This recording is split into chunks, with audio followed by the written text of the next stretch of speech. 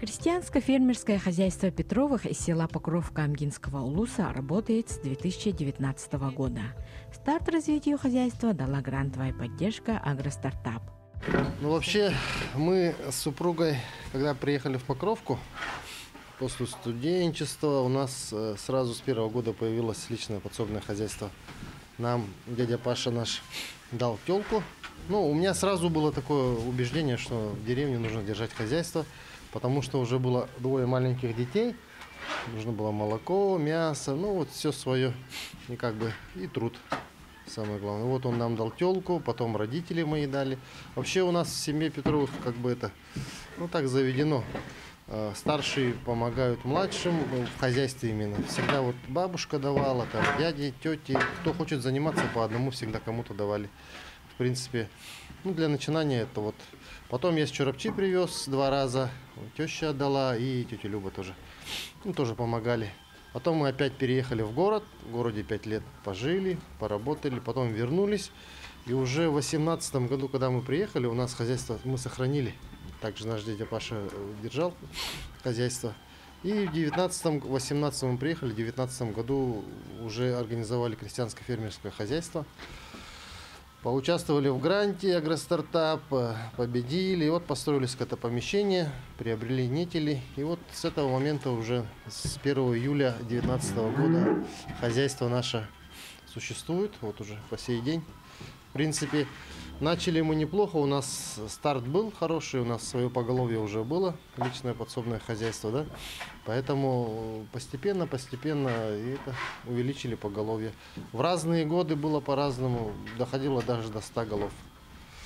Так как не хватает кормов, земли, там кое-какие другие экономические вопросы, поэтому мы немножко это то сбавляем, то увеличиваем, но всегда придерживаемся того плана, который у нас есть. Мы же работаем по плану, мы же грант получили. В принципе, мы должны это поголовье сохранять. Но у нас всегда больше. То есть мы сдаем молока больше, мяса больше, поголовье у нас больше. Сегодня у нас вот тут 10 голов уже отелилось. Мы видим, что телята этого года. У меня ранний отел. У меня с начала декабря уже начинается отел. И вот постепенно идет. Сейчас уже 10 голов. Каждый день надаиваем где-то около 70 литров молока. Сдаем. Мы круглый год сдаем. У меня вообще политика работы такая, что молоко нужно сдавать круглый год, чтобы не было вот этих финансовых каких-то обвалов, кассового разрыва. В принципе, у нас получается, потому что у нас есть свои быки-производители. По первой же случке корова осеменяется быками. Соответственно, она это приносит потомство рано. Есть молодые коровы, телки, которые, допустим, до июня месяца тянутся, отел.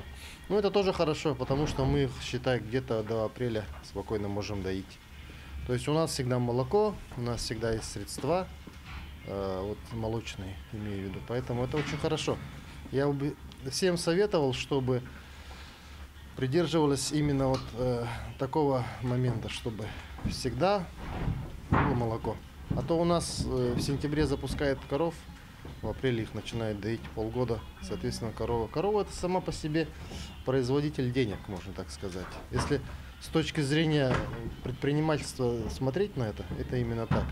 А если с точки зрения души, то, конечно, охота, чтобы они отдохнули, чтобы сухостойный период был не 2 месяца, допустим, а 3-4 месяца. Но, тем не менее, это не мешает. Состояние в этом году хорошее, кормов у нас достаточно, мы накосили. У нас сено, солома, сенаж купил, зерно, дробленка, комбикорм. В принципе, рацион у коров хороший. Поэтому молоко дают неплохо. А так, на этой ферме мы работаем с супругой. И у меня Виктор Павлович, помощник есть, работник, получается. Супруга сейчас с детьми в Умге живет. Ага. А вообще летом у нас есть свое личное хозяйство, где мы по-настоящему все семьей работаем. Все умеют доить, дети. У нас 4 детей. Старшие уже 3-й курс мединститута, они летом приезжают. И у каждого есть свои обязанности. Вплоть до младшего сына, который пригоняет, отгоняет, загоняет телят, тоже помогает. Но у нас Вообще образ жизни такой ближе к якутскому, потому что мы уже где-то с 22 мая уже переезжаем на Саилык. То есть на Николу мы стараемся, чтобы у нас часть хозяйства уже переехала, вещи перевезли, и мы все лето проводим на Саилыке. Там мы содержим коров, куриц, свиней. В этом году хотим попробовать еще индюшек купить. Как это будет, потому что, заманчиво, в принципе, скороспелая отрасль. Ну вот у нас там все в локации нашей находится, и мы там... Это очень хорошо, вообще корова дисциплинирует людей. То есть мы знаем, что нам уже в это время нужно прийти, работать, доить, и вообще вот очень хорошо, когда свои настоящие натуральные продукты на столе. В первые годы работы хозяйства возникали различные проблемы и трудности, которые фермер благополучно преодолел, и сейчас хозяйство работает стабильно и приносит доход. Вообще у меня, вот я работаю, с 2019 года, и у меня такое сложилось, что на первом этапе все равно все уровни власти должны участвовать в формировании хозяйства. Потому что и муниципалитет, и район, и республика, и федеральные средства, тогда будет очень хороший этот толчок. Но почему-то такой момент, что в потенциал человека сейчас мало стали верить. На самом деле нужно смотреть на людей, кто хочет работать, кто хочет и тем помогать. Это очень быстро принесет свои плоды. Потому что вначале было тяжело, потому что скотопомещение было маленькое, денег не хватало.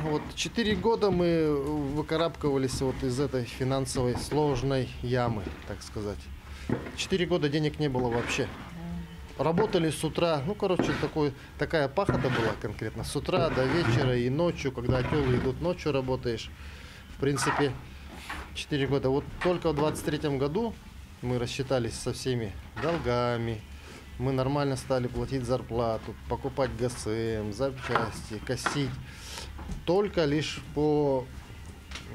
как 4 года прошло, мы начали только ощущать. А так, 4 года это кто хочет заниматься, 4-5 лет ждать от хозяйства. Если ты реально работаешь, приобретаешь основные средства, тебе нужно косилку нужно купить, телегу нужно купить, сено накосить. Правильно, подтверждает. Сложно вначале, но тем не менее, если есть желание, то это все. Конечно, поддержка семьи, что семья верит, но все равно дети же растут, детям то надо, это надо, учиться надо, студенты все равно, если бы поддержки не было бы тяжело. Потому что помимо того, что они помогают физически, участвуют в процессе работы нашей, они помогают морально. То есть, все устаканится, все станет на свое место. Если работаем, все равно должна быть какая-то отдача. Отдача на сегодня есть. Хозяйство работает стабильно. Корма есть, коровы сытые, владельцы довольные. В смысле я. Да, я ветеринарный врач, супруга у меня тоже ветеринарный врач. И это образование, базовое для нас, потому что мы все мероприятия проводим самостоятельно.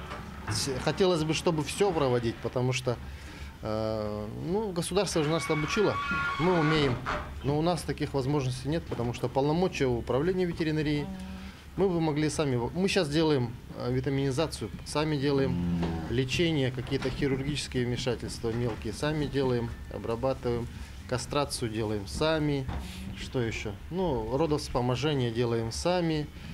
Мы же прекрасно знаем этих животных, кто в каком состоянии, кого нужно что сделать, какую-то манипуляцию провести. В принципе, это и делаем. Потому что есть умение, 5 лет учились. Есть умение, есть навык. А когда работаешь в животноводстве, непосредственно уже начинаешь понимать животных. Потому что они не скажут, что у них болит, от чего они начинают худеть, нервничать. И поэтому это очень хорошо, это огромный опыт плюс.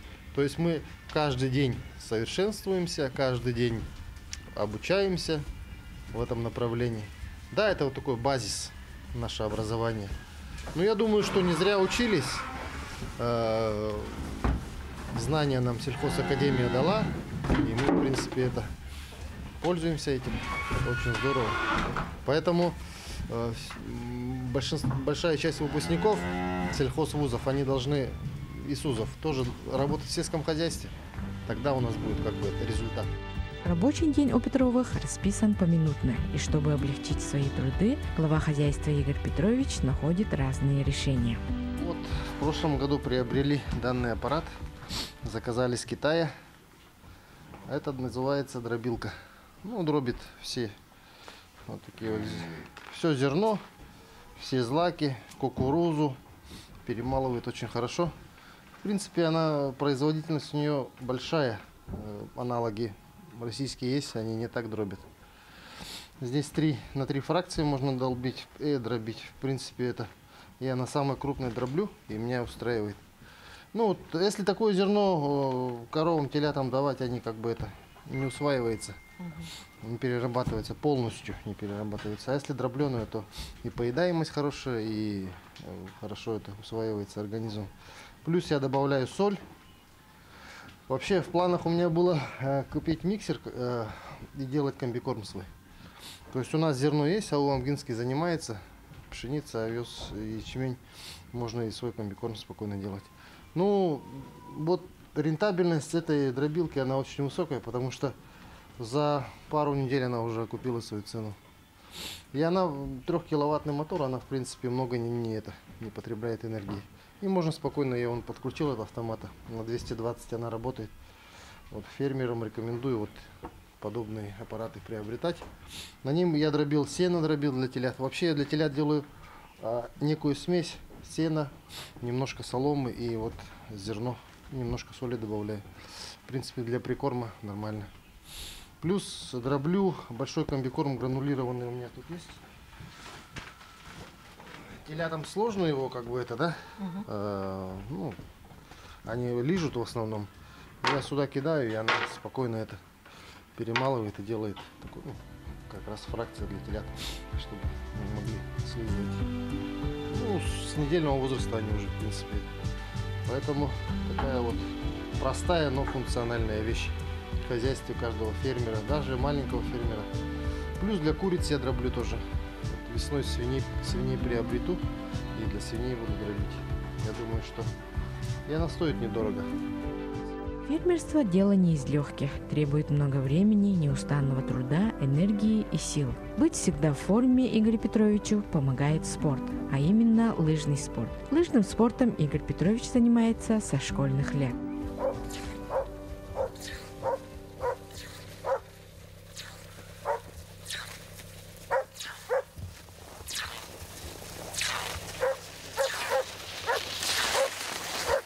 Мы считаемся любителями, ну, правильный юридический термин, любитель лыжных гонок. Ну, я вообще выпускник Амгинской спортивной школы имени Николая Захарова-Сахача. В 2010-2011 году я пришел, тренироваться к Анатолию Афанасьевичу Артемьеву и Вячеславу Николаевичу Михайлову. Вот они мои первые тренеры по лыжам. А так до этого я вообще спорт люблю. Все игровые виды спорта для меня как бы не чужды. Волейбол, баскетбол, футбол. Всем занимался, везде определенный результат есть, ну, положительный, хороший. А так лыжами вот с 10 класса и вот по сей день я уже, ну, с 98 года получается, ну, как бы в обоими команды Амгинского района по лыжным гонкам становился призером республиканских чемпионата республики по лыжным гонкам. Чемпионом не был, а призером был несколько раз. Это, я думаю, на российских соревнованиях участвовал в Казани. Там был тоже в призах, но там среднего и старшего возраста. Ну, как бы ветераны спорта. Ну, вообще мой, как бы по жизни такое убеждение, что обязательно человеку нужно заниматься чем-то третьим. Помимо работы, семьи, еще должно быть какое-то хобби. Ну, сейчас это для меня больше, чем хобби. Это образ жизни, можно сказать. Без лыж, без спорта я себя не вижу. Ну, всегда стараюсь заниматься. Как немножко начинает припекать солнце, ну, где-то в феврале, начале лучше в январе. Я выхожу уже, объемы мотаю. Сейчас скоростей нету таких высоких, да. Ну, вот сами видели, медленно лыжи едут. Но зато для объемных тренировок очень хорошо. В плане того, что сейчас воздух разряжен. И сейчас дышится, ну, эффект от дыхания как на среднегорье. То есть гемоглобина будет лучше. И лыжи не едут. Это тоже как бы сложно их передвигать. Тоже тренированность появляется. Потом уже, когда начинается соревнование, я уже в нормальном таком состоянии. В прошлом году я на 4 стартах 4 победы одержал. И думаю, что вот именно этот образ тренировок для меня именно подходит. Я не скажу, что всем он подойдет. Ну, для меня это... И плюс помогает работе. В моей работе, у меня работа физическая, фермерская такая. Нужно монотонно очень много работать, трудиться. А лыжи это именно вот такой цикличный вид спорта, где если ты не работаешь, да, на протяжении всей дистанции, у тебя результатов не будет. Поэтому, можно сказать, это образ жизни. И неотъемлемо от моей работы спорт. Как бы мне нравится, я детей тоже приучаю. Старших не получилось на лыжи поставить, а вот младшие, Элита и Даня, они уже, у них желание есть. У них лыжи есть, инвентарь потихоньку приобретаем, достаем. Они уже потеплее. Сейчас холодно для детей. Для меня жена сшила специальные на ботинки чехлы, и ноги не мерзнут. Варежки такие сшила. Ну, в принципе, я уже подготовлен такой зимний лыжник, экстремально низких температурах. А это все по-разному, это зависит от плана тренировок. Есть объемные тренировки. Вот последнюю тренировку я сделал в пятницу. У меня была задача 10 километров, но я 12,5 отшагал, можно сказать. Но это только в плюс, потому что на низком пульсе это довольно-таки будет положительный результат. Я не гнался, я спокойно. Ну, чем теплее, да, тем тренировка она увеличивается. Потому что скольжение улучшается, можно дальше проехать. И появляются скоростные тренировки. Там уже воздух не такой холодный, там нужно скоростить, потому что соревнования мы знаем, что это скорость. Поэтому все зависит от плана тренировки. Что стоит там по плану, то и выполняю, стараюсь. Да, план уже много лет занимаюсь, план сам для себя составляю. Знаю по ощущениям, физиологию свою, знаю, где у меня может быть яма, где там, ну, яма функциональная, имею в виду, где наоборот подъем, поэтому стараюсь себя подводить к соревнованиям. Но это очень интересно, это вот отдельная такая тусовка, когда собираются спортсмены, лыжники, велосипедисты, легкоатлеты. Это вот отдельный такой пласт людей, которые кайфуют вот от этого мероприятия, от этого всего. Это здорово. Вот последние года я не уезжаю так на соревнования в связи с работой. Весной самая это работа у фермера. Но с прошлого года уже начал потихоньку выбираться. Расстартовался, так вообще это вошел в раж, так понравилось. И в этом году хочу тоже. Но в этом году будет спартакиада народов Якутии. Команда Амгинского района примет участие обязательно, уже готовится, поехали на сборы. В Чебоксары команда.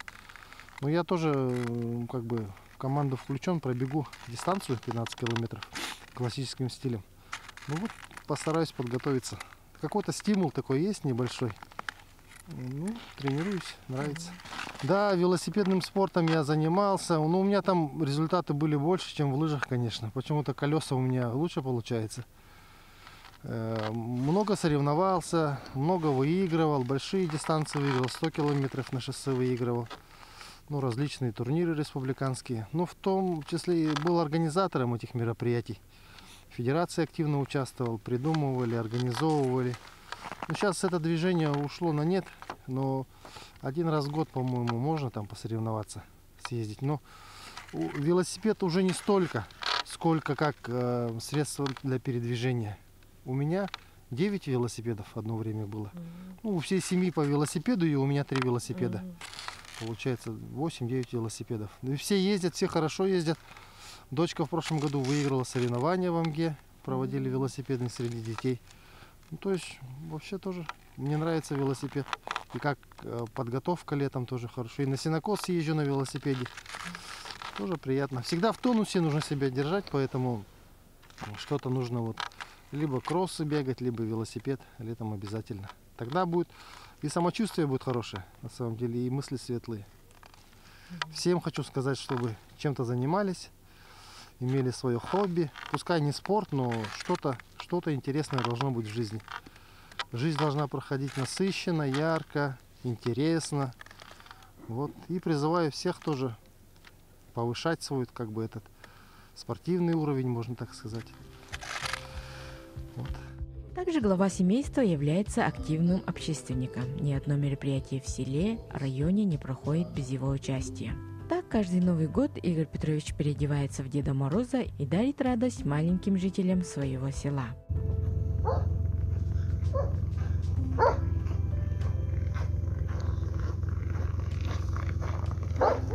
С Новым годом! Вот и я. Здравствуйте, мои друзья! В этот праздник новогодний прихожу я к детворе. Вот пришел и к вам сегодня, весь в морозном серебре. Сегодня мы в селе Покровка вручаем детишкам, у нас порядка где-то 70 детей, которые должны получить от Дедушки Мороза подарки. Это в основном многодетные семьи, дети военнослужащих, кто сейчас отдает долг нашей родине, отчизне. И вот мы сегодня, общественные нашей организации, Совет отцов и женский совет села Покровка, вручаем детишкам, дарим радость. Всех с наступающим Новым годом! Начали с Русланом Еремеевичем Федотовым это мероприятие. Когда он первый год работал депутатом, я ему предложил, давайте организуем просто для больших семей подарки в Покровке. Он привез подарки. Мы тут собрали советом отцов, кто сколько смог.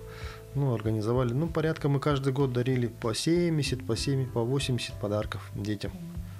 И я думаю, мероприятие было довольно-таки очень положительное. Очень. Потому что никто не ждет так тебя, да? А ты начинаешь проявляться. Приходишь, там многие родители были в шоке. Допустим, перед Новым годом или сразу после Нового года приходишь, наводишь такое настроение. У некоторых даже и настроения, оказывается, нет новогоднего, такого праздничного. Я увидел воочию, что и у детей тоже настроения особо нет. Приходишь, даришь настроение, даришь подарки. И не только им хорошо, и тебе как хорошо становится. В своем соелычном хозяйстве Игорь Петрович планирует составить туристические ягодные маршруты под названием «Русское поле», развивать пчелиную тропу, где можно отведать амгинский мед. Несколько лет назад Игорь Петрович вместе с братом уже пробовали себя в пчеловодстве. Как показала очень сложная зимовка, для пчел очень сложно, потому что нашу зиму им сложно, там условия нужно вообще супер создать. Но, тем не менее, летом приобрету 5 пчелосемей, планирую этим летом. Установлю вон там на Саилыке у себя, и свой мед будет для себя. А так на реализацию нет. Он дорогой, во-первых, да, потому что себестоимость его высокая. Сложно. Им тоже нужно уделять время. Когда все лето в заботах, в сенокосе, в дойке коров, там не до этого. А так, у кого есть время, тот может заняться, у кого есть желание. Интересный такой продукт натуральный свой. Шикарный продукт. Наш амгинский мед, он вообще, его протестировали в лаборатории, посмотрели, что это один из лучших мед по всему миру, можно так сказать, да, по своим свойствам, потому что у нас растения цветут коротко и ярко, нектар очень насыщенный, так можно сказать, жирный, пчелы работают интенсивно, поэтому здесь все самое лучшее, по-моему. Это тоже отдельная история для разговора. Да. Если заниматься, то там нужно заниматься конкретно, влаживать деньги, влаживаться на обучение.